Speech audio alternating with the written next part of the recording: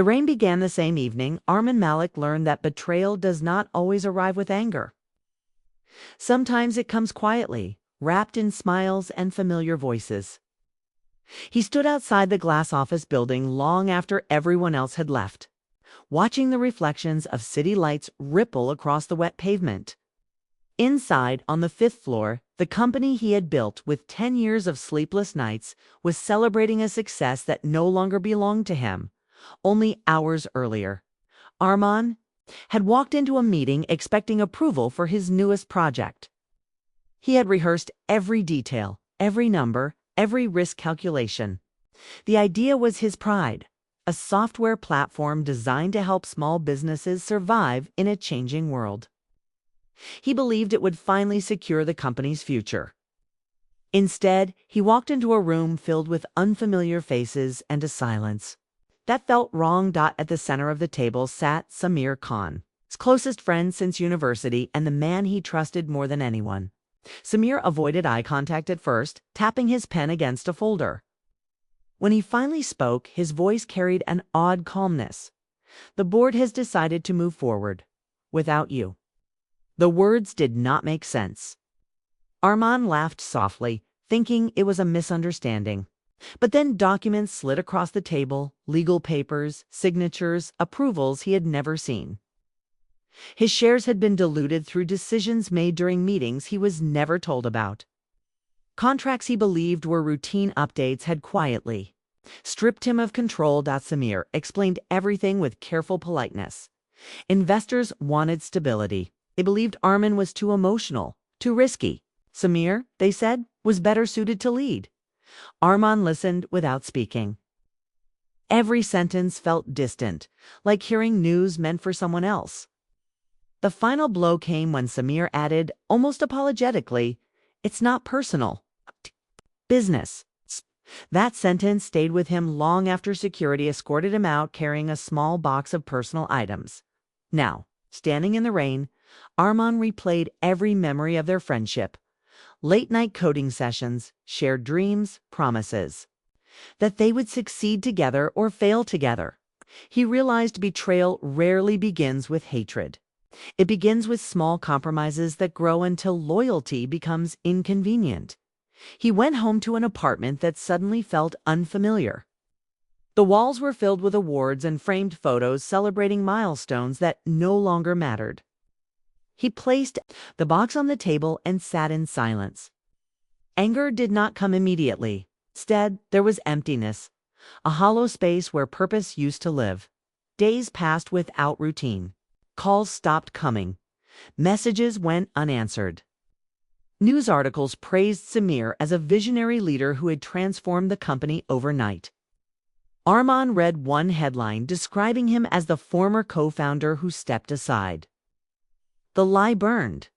More than the betrayal itself. At night, sleep refused to stay. His mind replayed conversations, searching for signs he had missed. He remembered moments when Samir insisted on handling investor meetings alone. He remembered contracts rushed for signatures. Trust had blinded him. One evening, Arman visited a small cafe they used to frequent during their early struggling years. The owner recognized him and greeted him warmly, unaware of what had happened. Arman forced a smile and sat near the window. Across the street, people hurried through their lives, unaware that someone's world had quietly collapsed. That was when anger finally arrived. It wasn't loud, settled slowly like a steady flame. He realized he had not just lost a company. He had lost identity, dignity, and the future he believed he controlled. Samir had not only taken credit for his work, he had rewritten their story. So, Arman appeared unnecessary. The thought refused to leave him. Samir had planned this long before the meeting. Arman began reading everything he could find about the company's recent changes. Public filings revealed aggressive expansion plans. Investors praised Samir's leadership. Yet Arman noticed something others would miss: decisions that prioritized rapid growth over stability. Risks hidden beneath success. For the first time since the betrayal, Arman felt something close to clarity. He did not want his old position back. What he wanted was acknowledgement, truth, justice.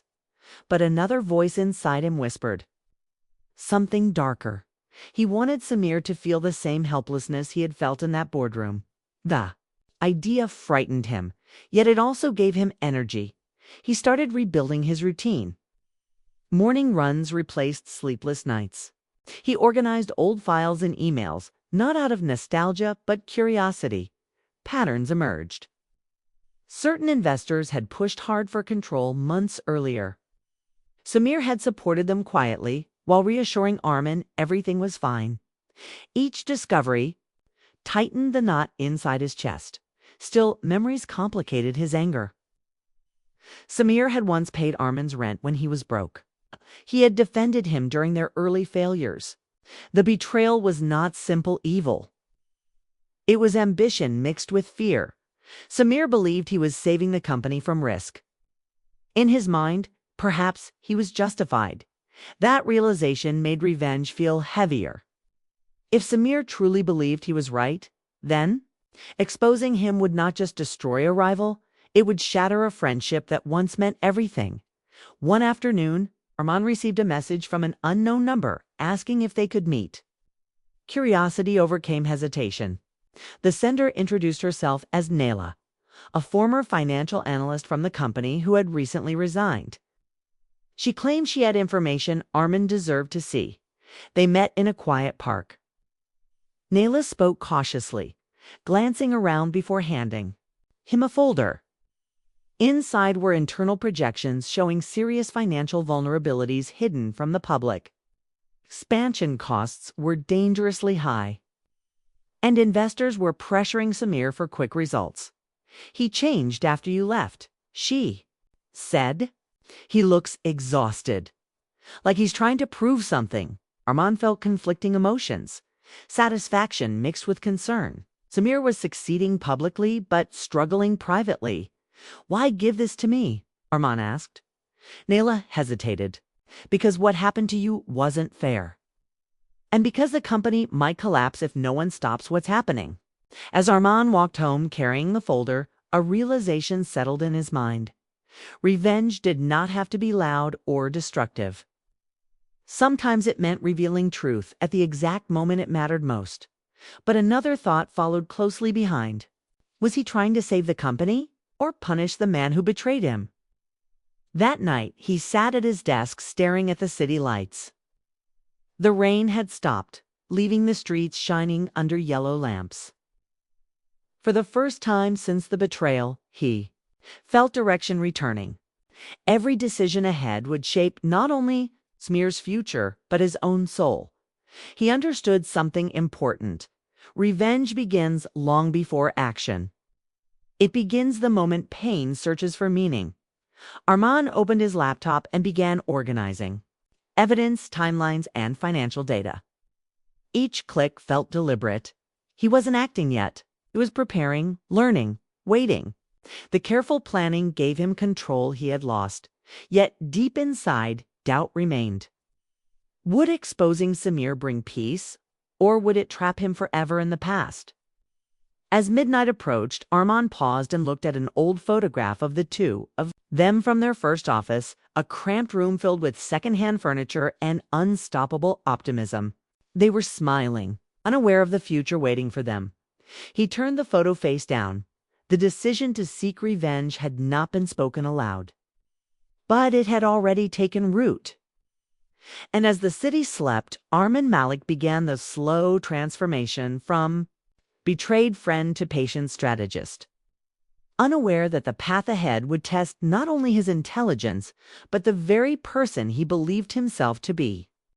Armin Malik woke before sunrise every morning, not because he slept well, but because his mind refused to rest. The betrayal no longer felt like a sudden wound. It had become a steady pressure shaping every thought. He no longer reacted emotionally. Instead, he observed, analyzed, and planned. Revenge, he realized, required patience more than anger. His apartment slowly transformed into a quiet workspace. Papers covered the dining table. Timelines stretched across notebooks and financial reports filled his laptop screen. He studied every public announcement made by the company he once led. Interviews, investor calls, promotional videos, each revealed small details, others ignored. Samir spoke confidently, but Armin noticed hesitation hidden between words. Moments where certainty felt rehearsed rather than real. The company was expanding too fast. New offices opened in multiple cities within weeks. Partnerships appeared overnight. Investors praised bold leadership, but Armin understood the numbers behind ambition. Growth without balance was not strength. It was pressure waiting to crack. Nayla continued helping him, sending updates from former colleagues who still trusted her. Employees felt exhausted. Deadlines tightened. Departments competed instead of cooperating. Samir pushed harder each week, determined to prove the board had chosen correctly. One evening, Arman attended a public tech conference where Samir was scheduled to speak. He stayed at the back of the crowded hall, unnoticed among strangers. When Samir walked onto the stage, applause filled the room. He looked confident, dressed sharply, speaking about innovation and vision. The audience admired him, but Arman saw something else. Tired eyes, forced smiles, a man carrying invisible weight. During the presentation, Samir described the company's future using ideas Arman had once shared during late-night conversations.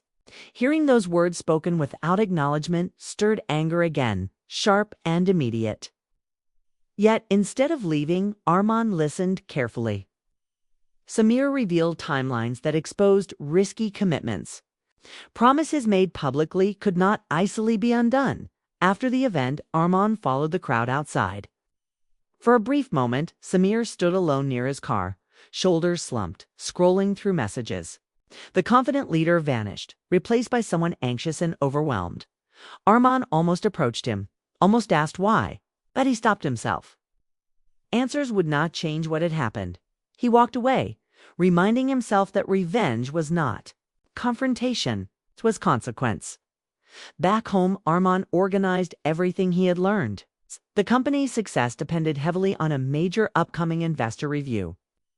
If results failed to match expectations, confidence would collapse quickly. He realized he held something powerful, proof that projections presented publicly were overly optimistic. The choice before him became clear. He could release the information anonymously, damaging Samir's credibility overnight.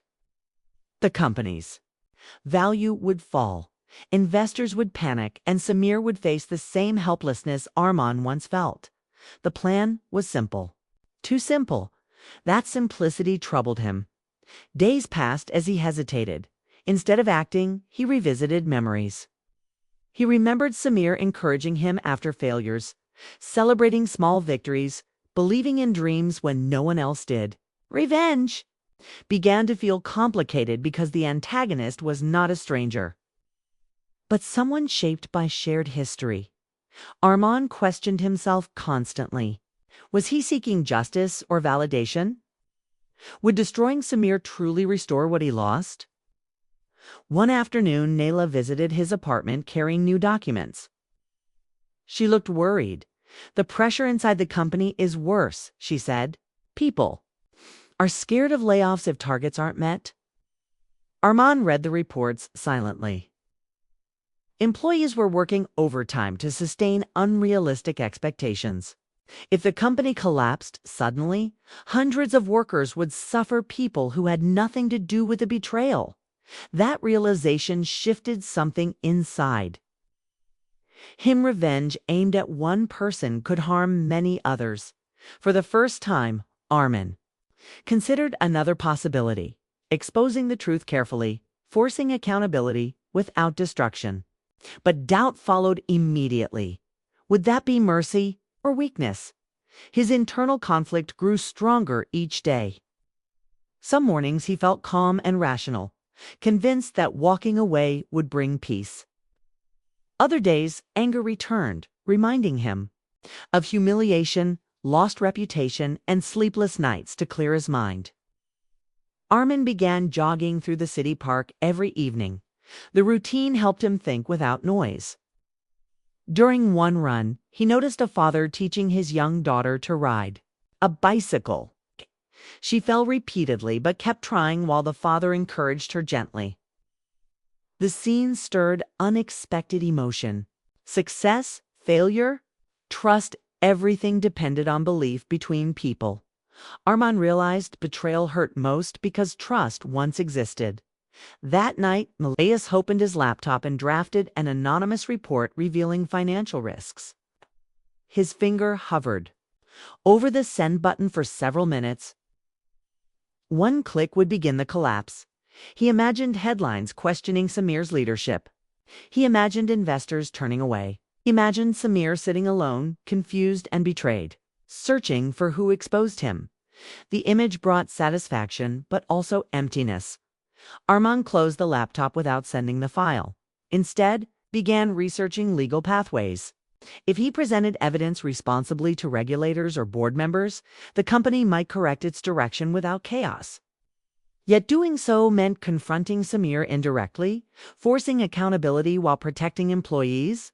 The decision felt slower, less dramatic. Revenge without spectacle.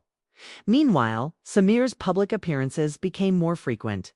Interviews praised growth, but rumors of internal stress spread quietly across industry circles. Armand noticed stock analysts asking sharper questions.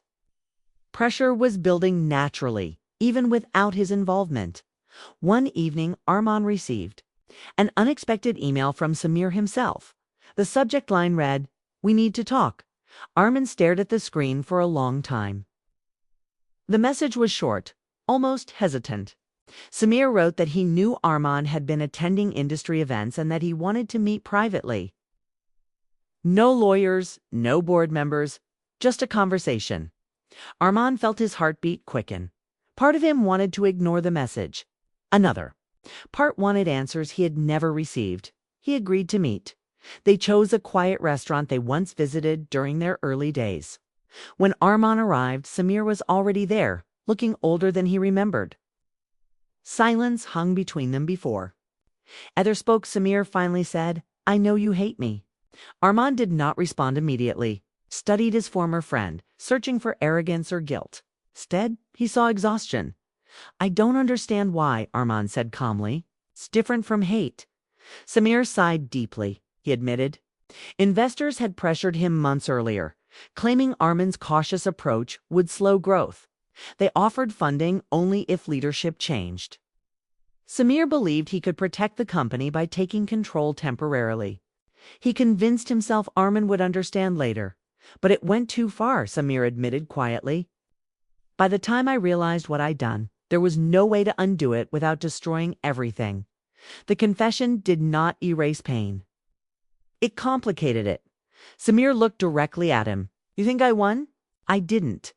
Every day feels like I'm running from failure."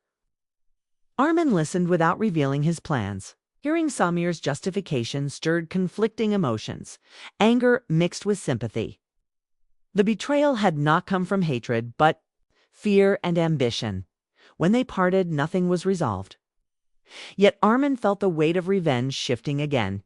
Samir was already suffering under expectations he created himself. Back home, Armand reviewed his evidence once more. The power to ruin Samir still rested in his hands. But now revenge felt less like victory and more like responsibility. He understood something new. Revenge was not only about punishing others. It revealed who he would become after pain. The night grew quiet as he stared at the city skyline. Somewhere across town, Samir was likely working late, trying to hold everything together. Their lives remained connected despite distance. Armand knew the moment of decision was approaching. Soon he would have to choose, expose the truth harshly and claim emotional satisfaction, or act in a way that might protect others while confronting betrayal with restraint. As dawn approached, he saved 2 files on his computer.